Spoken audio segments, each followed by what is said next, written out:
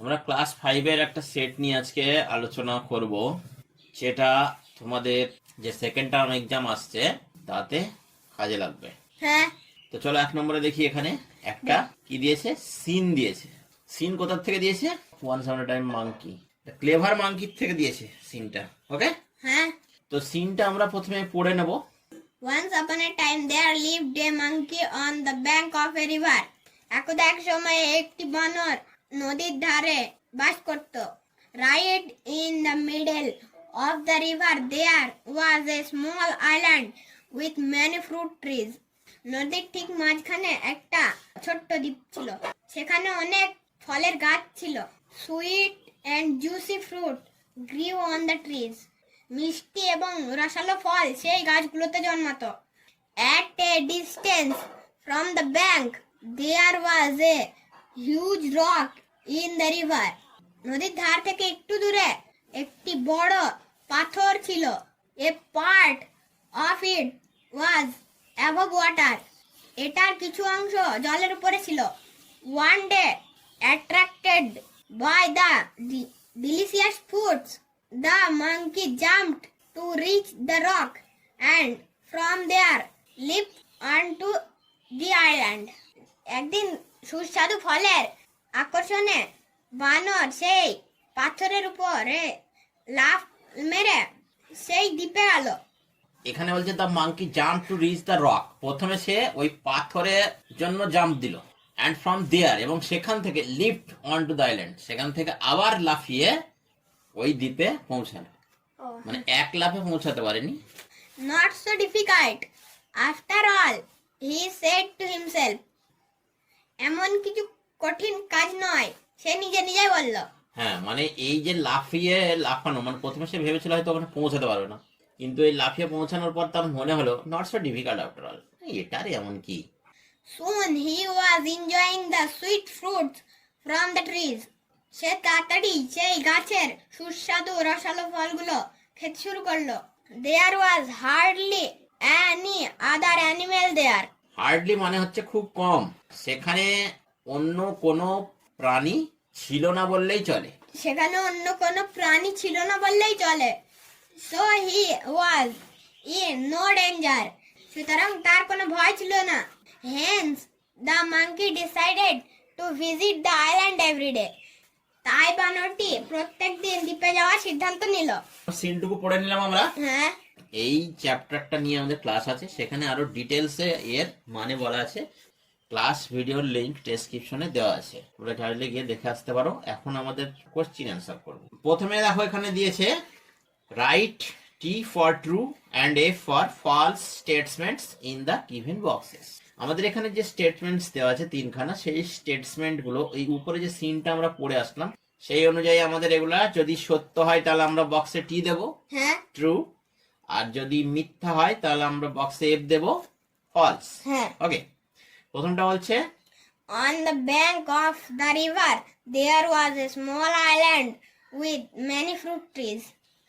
নদীর পাড়ে একটি ছোট্ট দ্বীপ ছিল যেখানে অনেক ফল গাছ ছিল। আমরা কি পড়ে এসেছি, right in the middle of the river. Middle of the river, নদীর মাঝখানে ছিল, নদীর পাড়ে ছিল না, নদীর মাঝখানে ছিল, তবে তো সেটা দ্বীপ। হ্যাঁ, তাহলে এটা কি হবে? এটা ফলস হবে। এটা হবে ফলস। ফলস। এটা ফলস হলো। হ্যাঁ। Next, The monkey decided to visit the island every day. বানর প্রতিদিন সেই দ্বীপে যাওয়ার সিদ্ধান্ত নিল। এটা ঠিক। এটা ঠিক, কারণ আমরা এই যে এখানে দেখেছি the monkey decided to visit the island every day. ঠিক আছে, সুতরাং এটা আমাদের হবে ট্রু। নেক্সট আর একটা আছে, The monkey ran to reach the rock. Monkey দৌড়ে সেই পাথরটিতে গেছিল। এটা ভুল, এটা ভুল। জাম্প দিয়ে গেছিল। কারণ হচ্ছে the monkey jump to reach the rock, এই যে জাম্প করেছিল, হ্যাঁ, দৌড়ায়নি, লাফিয়েছিল। তাহলে এটা ফলস হবে। তাহলে এটা হবে ফলস। তাহলে আমাদের দুখানা ফলস হলো আর একখানা ট্রু হলো। ওকে, হ্যাঁ। দেখি পরে কি কোশ্চিন দিয়েছে। এবার কোশ্চিন অ্যান্সার দিয়েছে। অ্যান্সার দ্য ফলোইং কোশ্চিনস, নিচের প্রশ্নগুলির উত্তর দাও। Why was there no danger for the monkey on the river island? হ্যাঁ, বানরের সেখানে কোনো ভয় ছিল না কেন? কেন সেই দ্বীপে বানরের কোনো ভয় ছিল না, ছিল না? কেন ছিল না? কারণ সেখানে কোনো প্রাণী ছিলই না। তাহলে উত্তরটা আমরা লিখে নিই। হ্যাঁ, তাহলে আমরা এই উত্তরটা লিখলাম, there was hardly any other animal on the river island, so he was in no danger. Danger. এই যে There was hardly any other animal there, so he was in no danger. ঠিক আছে, তাহলে আমরা প্রুফও করে নিলাম। Second question. What was so attractive to the monkey? হ্যাঁ, বানরের কাছে সব থেকে অ্যাট্রাকটিভ কি ছিল? The juicy and sweet fruits of the island. আমরা লিখে নিই, delicious fruit of the island was so attractive to the monkey. চলো আমরা একটু দেখে নিই ঠিক লিখলাম কিনা। Attracted by the delicious fruits, তার মানে ডেলিসিয়াস ফ্রুটসই তাকে অ্যাট্রাক্ট করতো, হ্যাঁ, তাকে আকর্ষণ করতো। সেই জন্য আমরা লিখলাম delicious fruit of the island, ওই দ্বীপের সুস্বাদু ফল ওয়াজ ছিল so attractive to the monkey, মাঙ্কির কাছে আকর্ষণীয়। Next question. where was the rock? পাথরটি কোথায় ছিল? কোথায় ছিল দেখে আসি আগে, তারপর উত্তর লিখবো আমরা।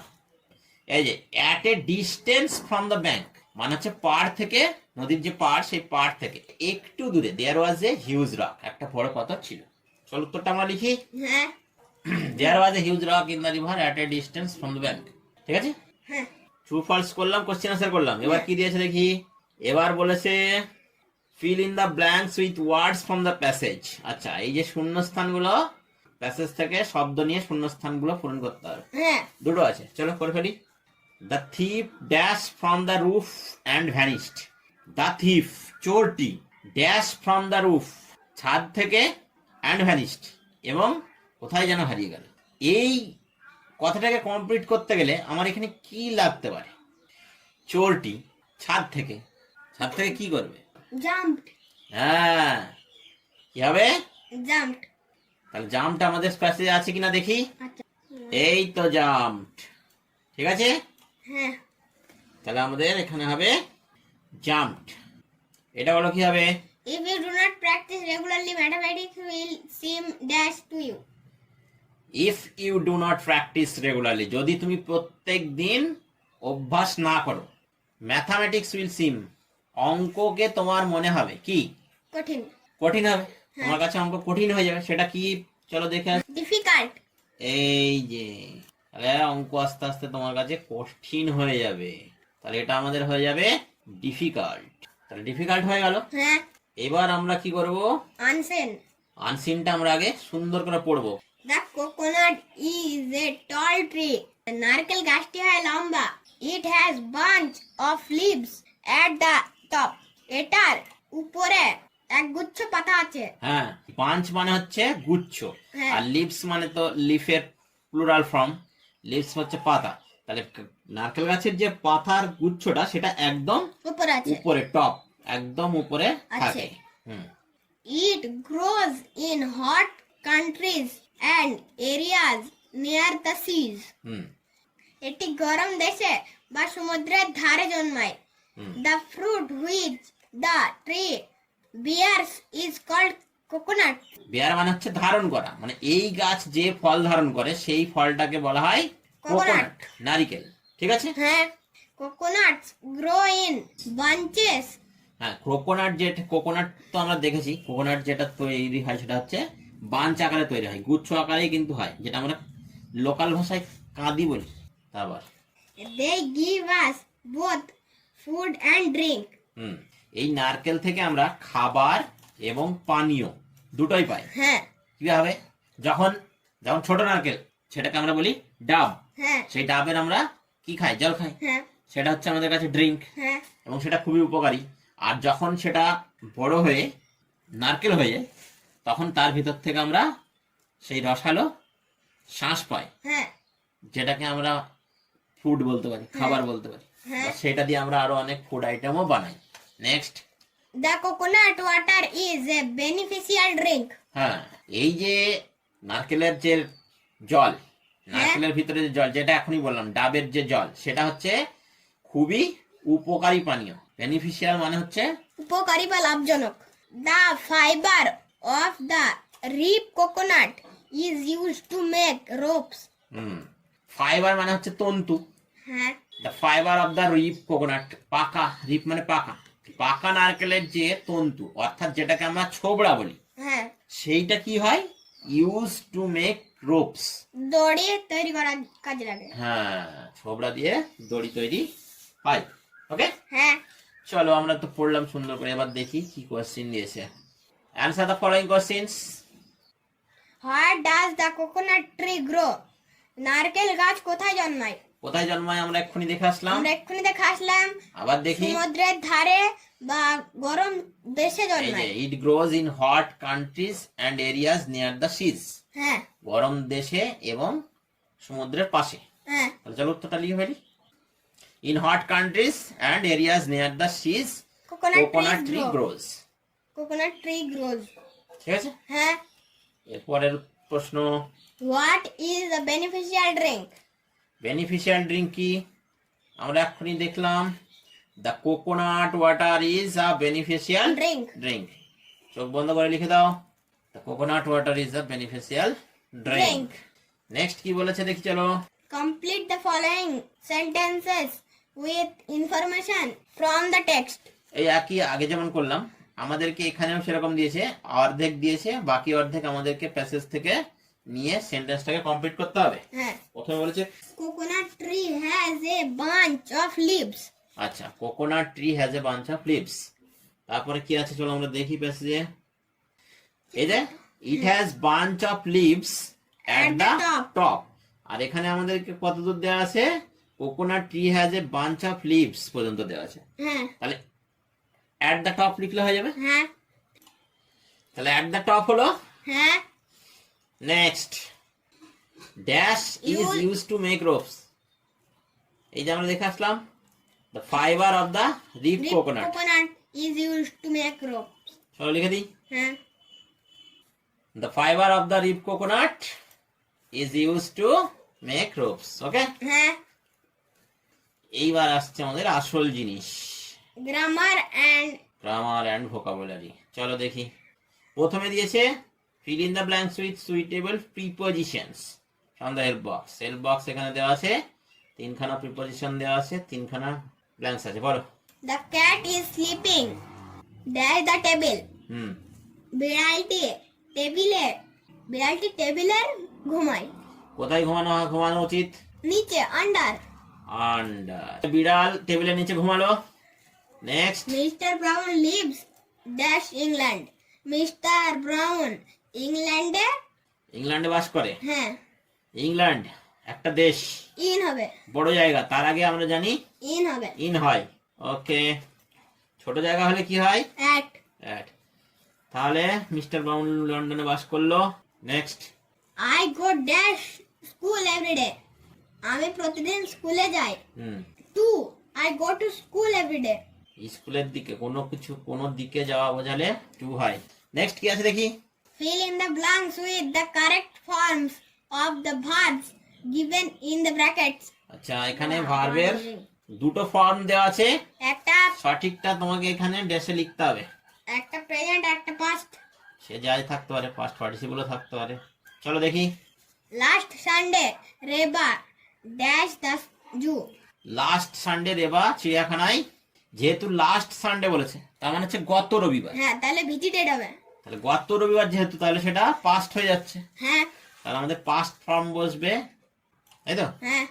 তাহলে গত রবিবারে রেবা চিড়িয়াখানায় গেছিল।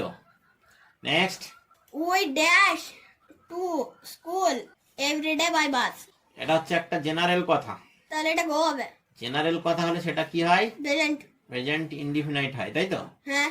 সেখানে কোনো চেঞ্জ হয় না, সেটা প্রেজেন্ট হয়। তাহলে আমাদের এখানে বসবে গো।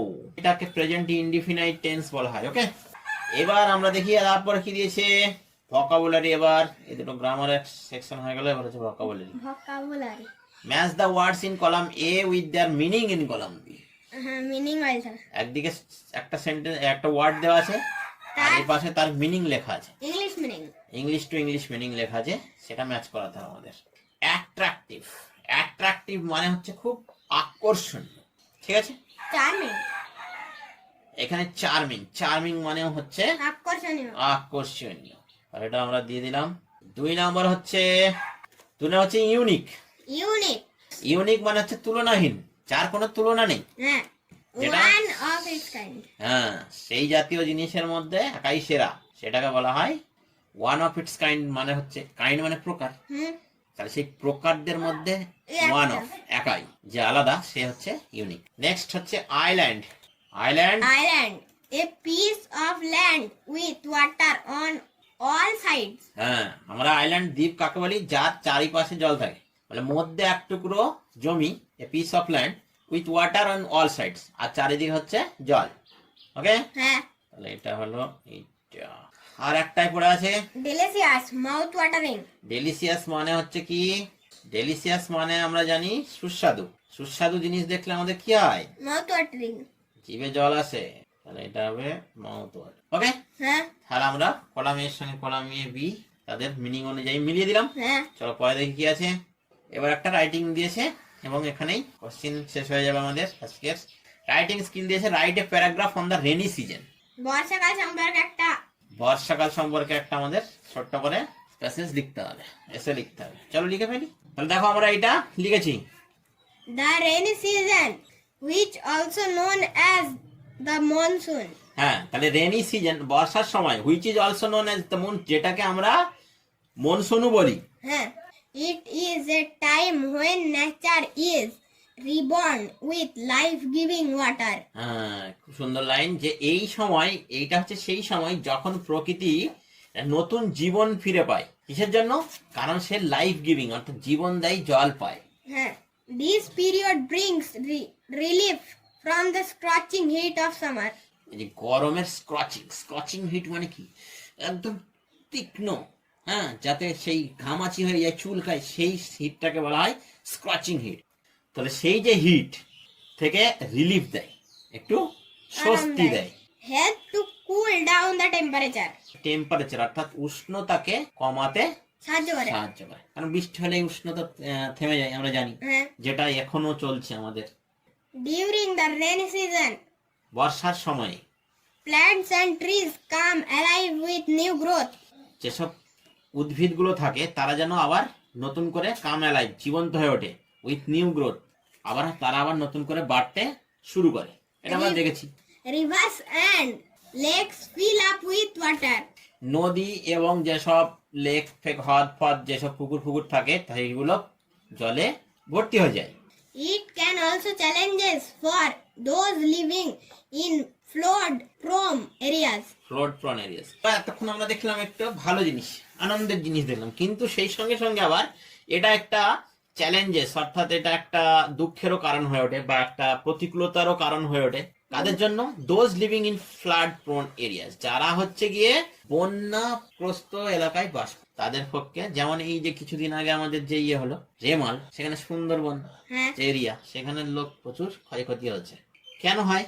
heavy rainfall can lead the flooding, যদি প্রচুর বৃষ্টি হয় তাহলে সেখানে বন্যার পরিস্থিতির সৃষ্টি হয়, which can cause damage to homes. যাতে করে শুধু হোমই না, হোম, ইনফ্রাস্ট্রাকচার অ্যান্ড ক্রপস, যে সেখানে বাড়িঘর, তোমার হচ্ছে সেখানকার ব্যবস্থাপনা এবং শস্য, সবকিছুর ক্ষতি হয়। ক্ষতি হয়। মানে হচ্ছে বাড়িঘর, রাস্তাঘাট, বাজার ঘাট, তারপরে গিয়ে তোমার শস্য, সবকিছুরই ক্ষতি হয়। On the other hand, the rainy season also bring about a sense of joy and playfulness, as people take delight in jumping. On other hand, অন্যদিকে আবার কি হয়? এটা তো বন্যার দিকে গেল, আবার আমরা ভালোর দিকে ফিরে আসছি। The rainy season also brings about sense of joy. Rainy season দেখলে আমাদের মনে একটা আনন্দ চলে আসে, হ্যাঁ, অ্যান্ড প্লেফুলনেস, এবং আমাদের মধ্যে একটা যেন উৎসাহ কাজ করে। কি কাজ করে? People take delight in jumping, মানুষ আনন্দে নাচতে আরম্ভ করে, এরকম ঘটনাও দেখা যায়, হ্যাঁ, তাই না? ড্যান্সিং ইন দ্য রেন, তাদেরকে বৃষ্টিতে ভিজে ডান্স করতে দেখা যায়, নাচতে দেখা যায়। this season also provides relief for farmers. হ্যাঁ, এই সিজন আর একটা কি, এই সিজন আবার এই ফার্মারদের জন্য, অর্থাৎ কৃষকদের জন্য একটা স্বস্তির সময়। কেন? As their crops receive much needed water to grow. হ্যাঁ, কারণ সেই তাদের যেসব ফসল আছে সেই ফসলগুলো প্রচুর পরিমাণে জল পায়। পায় বেড়ে ওঠার জন্য। In conclusion, rainy season can bring both challenges And and blessings. In conclusion মানে হচ্ছে পরিশেষে বলা যায় যে rainy season can bring, rainy season নিয়ে আসে বোথ, দুটোই, কি প্রতিকূলতা চ্যালেঞ্জেস অ্যান্ড ব্লেসিংস এবং আশীর্বাদ। তাহলে যারা ডাঙা এলাকায় বাস করে তাদের জন্য রেনি সিজন হচ্ছে ব্লেসিংস, হ্যাঁ, আশীর্বাদ, আর যারা ফ্লাড প্রন এরিয়ায় বাস করে অর্থাৎ বন্যাগ্রস্ত এলাকায় বাস করে তাদের জন্য challenges. চ্যালেঞ্জেস অর্থাৎ প্রতিকূলতার সময়। ওকে, হ্যাঁ, তাহলে এই হয়ে গেল আমাদের সেট 1। হ্যাঁ, এরপরে আমরা করব set 2. Set 2। Bye bye. See you in the next video.